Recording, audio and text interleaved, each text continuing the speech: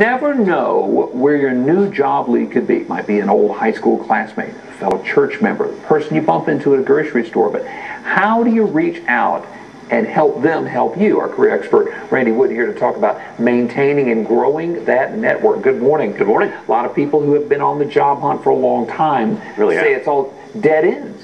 It is. I hear a lot of times, Brad, I'll hear, hey, you know what, I've burned through my network. I just don't have anybody else. Now where do I turn? Yeah, exactly. And I can understand that. How would you like to always be on the receiving end of somebody coming up and saying, hey, can you help me? Can you give me this? Hey, I'm looking for a job. Hey, I'm looking for... Yeah, and it gets old after a while, not only for the asker, but also for the receiver of that. And so at some point it begins to put a little bit of space between you and people. At least it feels that way.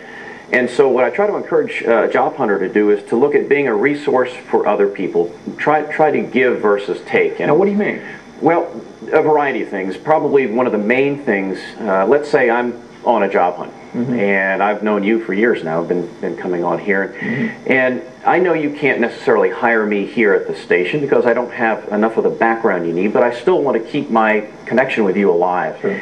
So maybe I find that you have a common interest. I know you teach, you teach a class, you do some other things too, and so maybe I find an article about the school where you teach, or work on cars. Here's an article about this type of car, or you have a hobby. There you go. So I come to you with something that I think might be of interest to you. It's a good conversation starter, a door opener, and inevitably you'll say, hey, Randy, how's it going?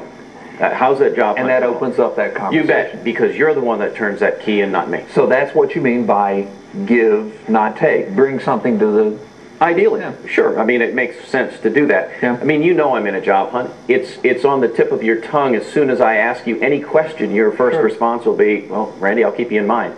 So why bother asking that? Why not just come with something of interest to you? Okay, so that's how you kind of refresh those older connections. What about maybe finding some new ones? Well, that can be a challenge for people. Thankfully, with the internet, there's LinkedIn and other social networks out there. Do you think, is that making a difference for a lot of people? It is. Again, you've got to watch how you approach it. And since you asked, I'll tell you.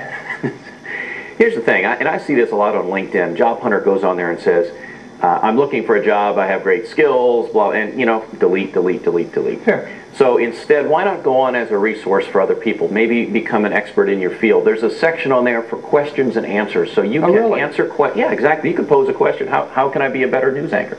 Okay.